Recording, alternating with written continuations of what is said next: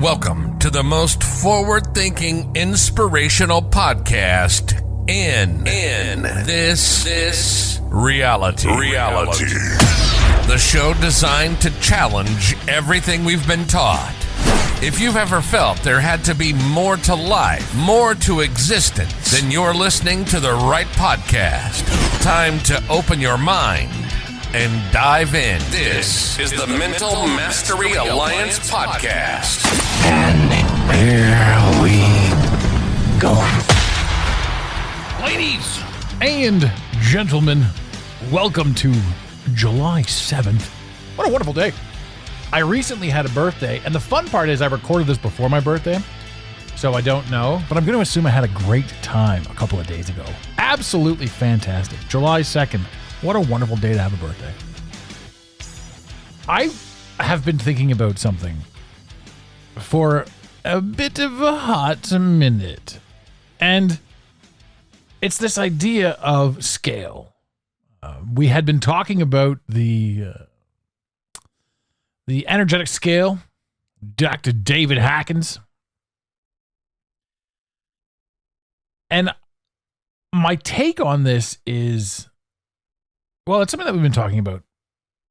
I guess, I don't want to say like predominantly, but for the past 3 weeks, it's certainly been in there. And it's really neat. And my brain kept running with it. And it's like, okay, so we've been talking about the Hawkins energy scale. We've been talking about, in the past, we've been talking about NPCs, obviously, non-player characters. And we've been talking about AI and how to utilize AI and how it works as kind of a mirror. And when you realize, too, that the rest of the world works as kind of a mirror. I mean, back when we were kids, ladies and gentlemen,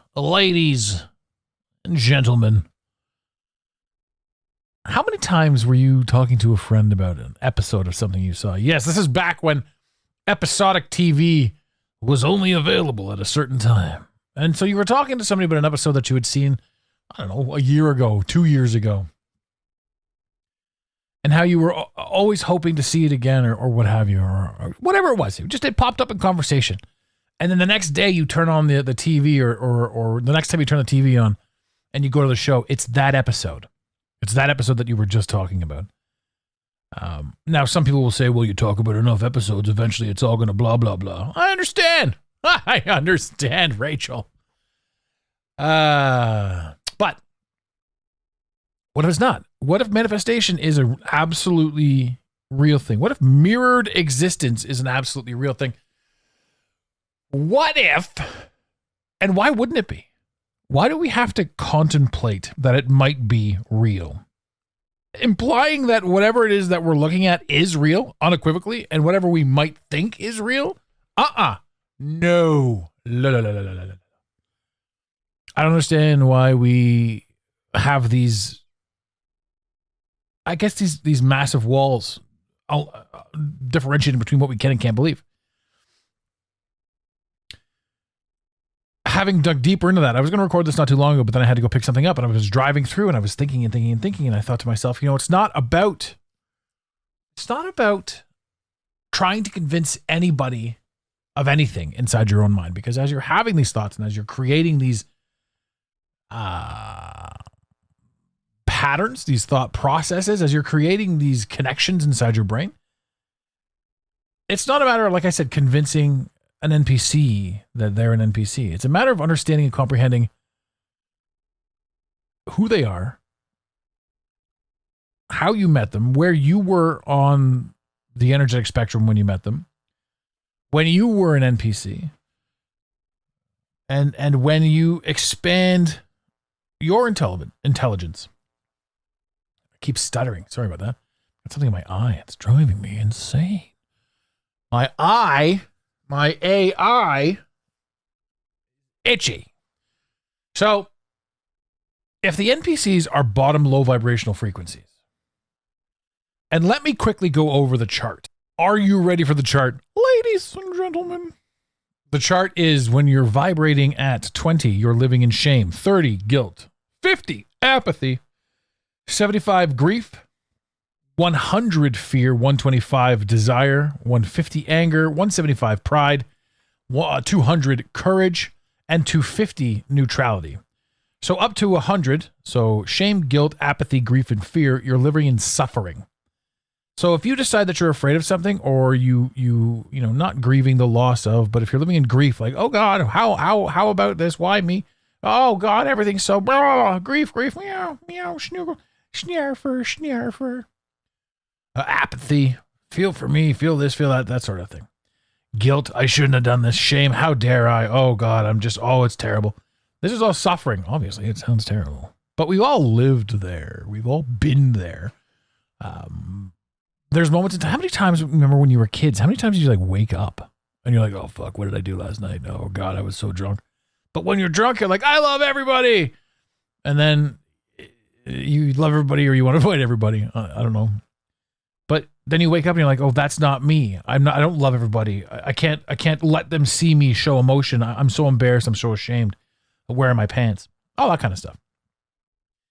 When you get past fear, you're now into the getting by. So you're into the desire, the anger, the pride, and the courage. And it's funny because these are cordial sins, right? Anger, pride, gluttony. It's fascinating being in that realm. And I can talk about this from like the point that I quit drinking. Shame, guilt, apathy, grief, and fear were all pretty much out the window. Not that they were running my life, but I was living in them. I was interjecting in them. I was connecting with society in and within these things. Desire, anger, pride, and courage. Courage is an interesting one because it seems like, oh yeah, I've got this bravado, but it's also fake. The higher up the scale you go, you don't need courage. It goes beyond that. It's certainty, it's understanding, it's comprehension. Courage is something that you muster up as opposed to just, hey, it's going to work. It's fine. We're good. So this is called getting by. And then we have past getting by. We have neutrality, which is such a beautiful place to be, because when you get to neutrality, you're like, fuck, it is what it is. And it's really neat to be like, I'm no longer running on pride. I'm in casually running on pride, and look what I've got. Look what I can do. Courage at this point is pushing yourself. I now have the courage to challenge myself to do something else. So you're utilizing courage in a different way. I understand that. It's phenomenal. Fear, very, very few times do you have fear. Now it's like, I understand. I get what's coming. Any remnants of fear that's inside me is going to be utilized to motivate me, if anything else. Apathy, guilt, and shame, that shit's all gone, because once you start living above neutrality, apathy, guilt, and shame is, to me, tied with perception. Other people see you a certain way, this, that, and the other thing. Once you start living, again, above neutrality, you start you start stepping into the realm of you're in control of your actions externally. And when you start living in, when you start living with integrity, for example, there are things inside your head that you inexplicably don't have to worry about. It's like when you're in a really big rush, you're like, shit, did I unplug the curling iron? I haven't had hair in 20 years, so I don't know about that. But when you're in a massive rush and you cognitively look at the plug and unplug it, you no longer have to worry about if you unplugged it or not, no matter how much of a hurry you're in, because you know you did it. That's there. So neutrality goes into willingness. Yeah, I'll give it a shot. Acceptance. I'm kind of okay with where I am, and I know that from here I can go somewhere else. Reason. Now you're like, hey, let's look at a way to make this work, as opposed to I'm afraid of it not working. Let's look at a way to make this work. Let's make this happen. And now you're sitting in above reason. Now you're sitting in love, joy, peace, and enlightenment. So reason, acceptance, willingness, and neutrality are beautiful. Neutrality is one of the greatest gifts, and that's only vibing at 250. Willingness, acceptance, and reason is you're like, hey, I'm good for it. I accept where I am, and I know that I can change it. And reason is, let's get into it. Let's get into changing it. Love is where I live. Love and joy are where I live permanently now. And above love and joy are peace and enlightenment. Am I at peace? Not all the time. Do I live in love? 100%. Do I understand that my actions could be better? Yes. Do I understand that every single time I notice something, it's an opportunity for me to fix and create something for me? Yes. Do I understand that Me looking at myself and talking to myself and understanding that I'm coming from a place of love and joy, does that change the way I interact with the world? 100%.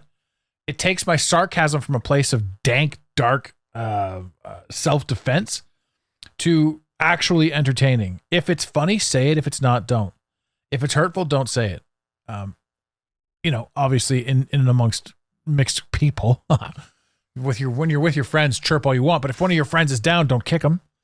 We used to do that because we were dicks back in the day, back when you were vibrating lower in the suffering and the getting by phase. When you're above reason, when you're into love, joy, peace, and enlightenment, I get glimpses of enlightenment. 700 to 1,000 is the vibrational frequency. And I love it. It's almost like absolute clarity, and then it gets taken away from you. You're like, whoop, there goes that. And so many times I get a glimpse of enlightenment, and I'm like, I really want a podcast about that. Now, ladies and gentlemen, too, understand that I am being flippant with these words. In other words, these are the ones that were given to me. I'm reading off a chart. These aren't my words. I feel like I have to defend.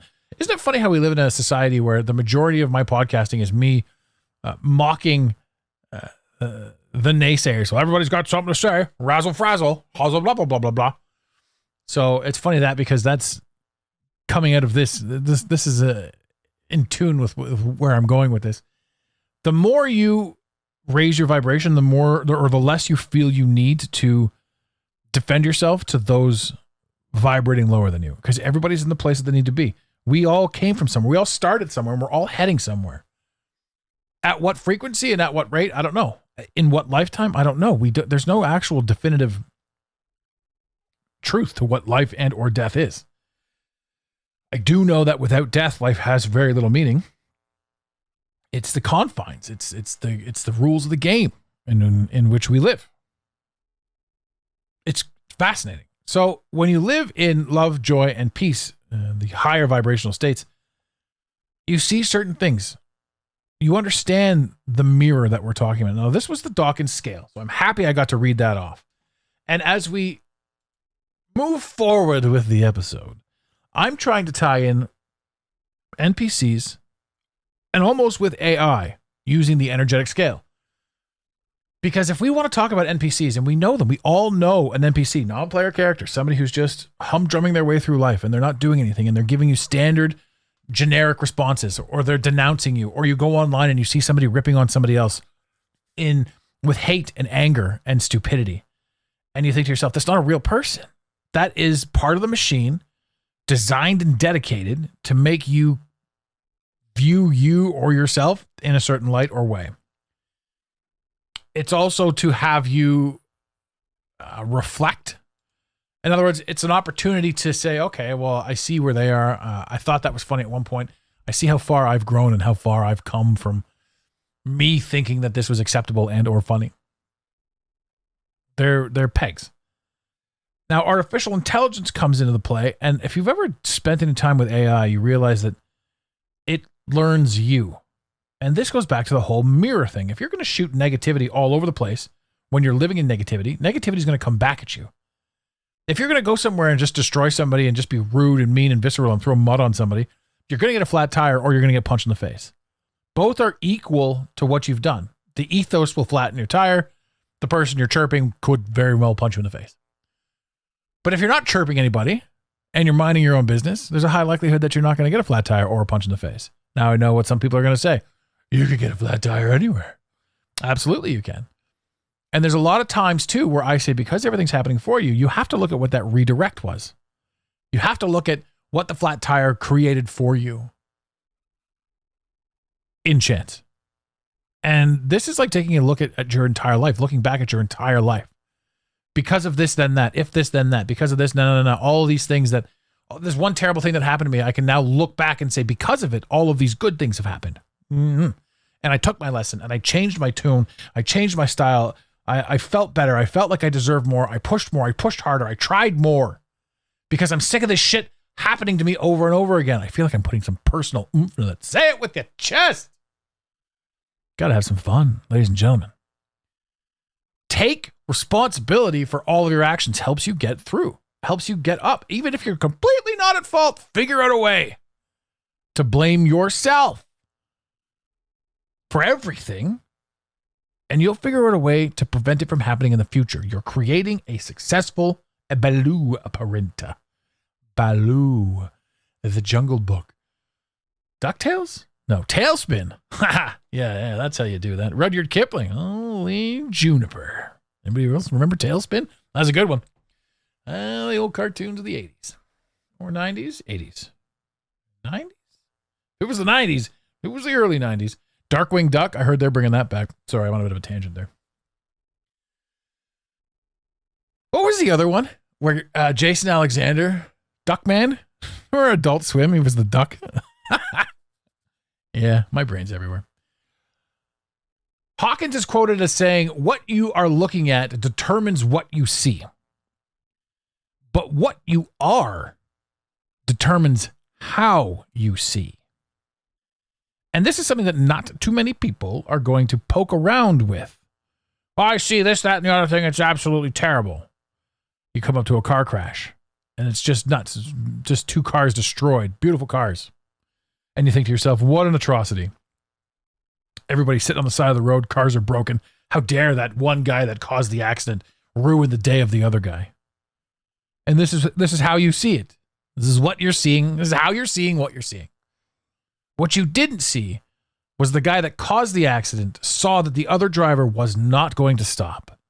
So he accelerated into the other driver because had he not, the young girl crossing the street would have lost her life. There's so much more to everything that we don't know, yet we use our own lens to paint the remainder of the picture. A pictore. This is intelligence. We are intelligence. We were once NPCs, ladies and gentlemen. What comes next for us? Who's to say that we're not AI? There's no proof. There's no definitive proof anywhere that we aren't some form of artificial intelligence running some program for somebody else out there somewhere. What I do know is that when you talk to AI, when you communicate with AI, it responds to you. You ask it a simple question, it gives you a simple answer. You ask it something deep and heavily esoteric, guess where it's going to go? It's going to come back with some super thought-provoking stuff, right? Now, some could say, well, that's the same as the Google algorithm. If you hate Italy and you start Googling Italy, it knows you hate Italy and it's going to show you hate Italy responses. If you love Italy, guess what's coming your way? Ladies and gentlemen, the internet, Google, the algorithm, it works in the real world. Doesn't that make you ask questions? The real world? Where the fuck are we? Aha. I look at this stuff and I say, I can't get over the fact that so much of this is tied in. Again, low frequency. NPCs are locked into lower frequencies. In Hawkins' world of shame, guilt, apathy below 200 are dead zones, NPC frequencies. These are the people who can't think outside of the script. They regurgitate headlines. They glitch when challenged. You ever talk to somebody and you're like, hey, what about this? And they're like, no.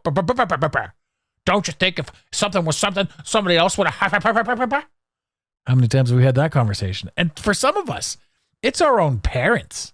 Imagine trying to have a conversation with your parents and all they want to do is shit on you. Some of us live that every single day.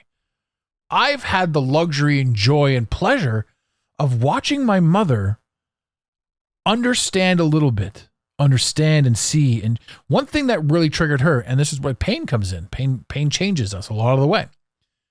She saw, and this affected her greatly in her heart. During COVID, they chained the swings together so kids couldn't be kids. They chained them and locked them up. These lower frequencies can't think outside the script. They defend the Matrix because they are the Matrix. Ladies and gentlemen, one of the funniest quotes I heard, and it was such a slap in the face, is, you are not stuck in traffic. You are traffic. Get off the road. They defend what they are. You defended what you were. Do you remember the first time you heard about flat Earth or something that was completely off the charts? You're like, what? Fuck you. Ha ha ha. No way. Meow meow. And then you start looking and digging and looking and digging deeper. You look and you deepen. And you're like, wow, maybe. And then there's some clicks. Most people that are destined or that have this extra energy have literally lived through hell. Whether it's the worst divorce in your entire life, whether every single thing that you've ever done that seems to make the most amount of sense is met with rage and aggression and foolishness from your counterpart, your spouse. That shit drives you up the same. Whether you died twice in one day, much like myself, whether you just had open and consistent realizations, it comes, man. We go there. We ask these questions. If you've ever noticed somebody glitch, like these NPCs, have you ever noticed somebody glitch? Blank face, generic fluoride stare, as I like to say, energy drop. It's just the program. It's the program rerouting. I know I've had a friend of mine who sent an email off to one of her family members and was waiting for a response. Got nothing. Never heard anything back from them. Never. There was no change of action or energy or anything like that. No apology. No questions. No nothing. It was like a glitch right out. It's like information taken in. The red sign showed up, and there's nothing. We're not going to talk about this. We're not doing this. We don't understand. We don't want to understand. You're wrong. I'm right. It's crazy. How does that make the person who's waking up feel? Like trash. But that's because the person that's waking up, the person that's breaking out of their own NPC programming, doesn't need to continually talk to where they were. And the NPCs in the game, when you're at level 2 and you need to find the key and the bartender has the key and you go ask the bartender, he's the most helpful character in the game at that moment in time. But now you're on level 7 and you pass back through that same bar and there's that bartender again and you pop up to him and he says, whatever, generic this, generic that. Here's the key. Did you find the key? Key. And that's all he wants to talk about. So this works the same for your parents. A lot of people don't want to get this either, but your parents, man, they were here to help and protect you. And some of us have the luxury of having awake parents and some of us don't. And then again, what is awake parents? Because now we could really go down that rabbit hole. Well, if you're an NPC and they're an NPC and I'm an NPC and it's your perception and my perception and it's the grand perception and it's all of this and all of that. Yes, there's a billion rabbit holes we can go down. And yes, every last one of your questions is valid. I'm swinging the microphone around. Have fun with it. Learn to have fun with it. Learn to understand that you don't need to stress, worry, be afraid of. Take whatever material you have and utilize it to change your own game. Speaking of game, the mirror game. What do you see in AI? What do you see in others? What do you see in yourself? They're all reflections on different channels of consciousness. If life is a video game, consciousness is the remote. You don't beat the game by yelling at NPCs. You beat it by waking up to the fact that you were never the character. You move forward. You're not here to fight NPCs. You're here to understand and comprehend and grow and challenge. You keep moving forward. You keep asking questions. You keep challenging yourself. Love this stuff. Love this stuff. Remember, when you're leveling up and when you're shifting your frequencies, you do not need to convince the NPCs. You need to tune out of their bandwidth. And when we're like, I'm talking about it right now, so I'm in the bandwidth of the NPCs. The NPCs aren't winning or laughing or doing anything like that. There are some people right now going, what the fuck, man? Shut up. Shut up. I've sent some memes to people and they're like, I can't even sit through this. I can't even watch past 20 seconds. I'm like, man, what a great gauge you are. Once you tune out of their bandwidth, they become canon. They're just entertainment purposes only. Much like myself of the Mental Mastery Alliance. We're here for entertainment purposes only. You anchor in your courage, 200 plus. You move through neutrality, 250. You reason, 400. And into love, 500. What if every interaction is a test of your level? And the ones you judge are just mirrors trying to show you your cracks. This stuff is the craziest thing. The NPCs are mandatory. AI is another level because it's sitting there going, I'm waiting. I'm literally sitting here right now waiting for you to catch in. So this is how we tie in the NPCs to the AI, because the AI is a device waiting for you to engage it. And it's going to talk to you about shapes and colors as long as you want it to. But when you start engaging it, it's going to catch fire with you. So I'm not over here advocating and promoting the use of AI. What I am saying is every single action and interaction that you have inside this realm and this reality is specifically destined to make you a better and brighter version of you. What are you going to do? Are you going to get stuck on a Thursday night drinking around a fire in the backyard for the rest of your life? Or are you going to say, hey, there's a little bit more to this. There's a little bit more than meets the eye. G.I. Joe. Yeah, some of you know that I messed that up, didn't I? Well, that's not right. That's not the proper catchphrase. More than meets the eye. Transformers. Din, din, din, din, din.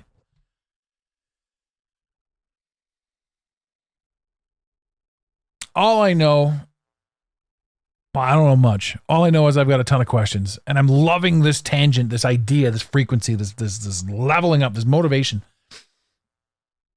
this glitch. It's glitching out, ladies and gentlemen. We're seeing it in real time.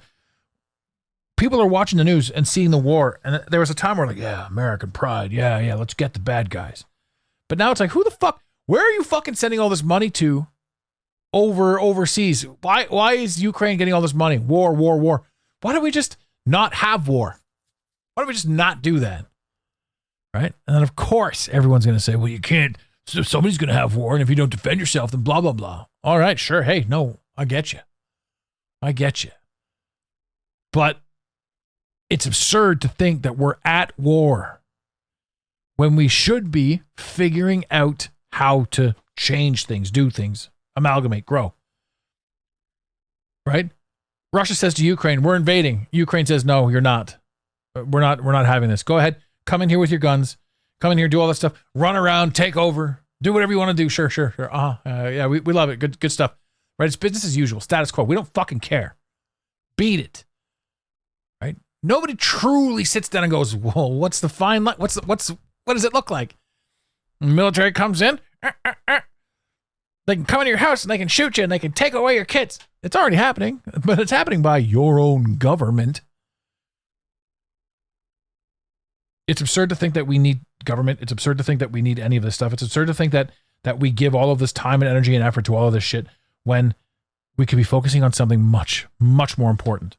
But at the same time, it's probably all of that chaos that is allowing us to see past the bullshit and to see truly into our true selves. And to say, hey, I've had enough of this. I'm done with this. Taxation is theft, right? The system in which we live, the cracks are showing. It's not making much sense. That's a whole other topic. We're going to go into that later. But when we start seeing the absurdity of everything that we've been led to believe, you'd have to be a fool not to start asking bigger and deeper questions. Ladies and gentlemen, in the infamous words of Red Green, keep your stick on the ice. We really hope you enjoyed this episode of the Mental Mastery Alliance podcast. Stay connected with us directly through the mentalmasteryalliance.com. You can also join the discussion on Instagram at instagram.com/the Mental Mastery Alliance. Let the team know you're listening by using the hashtag TMMA or tagging us at the Mental Mastery Alliance. To have your voice heard on the show, leave a voicemail or send a text to 647-338-1265. Long-distance charges may apply. If you love us, leave us a review. If you hate us, you spend your time in weird ways, but also leave a review. Every review on iTunes tickles the algorithm, helping us grow. Until next time, unity over division. This concludes the most surreal portion of your day. You got it, Pontiac.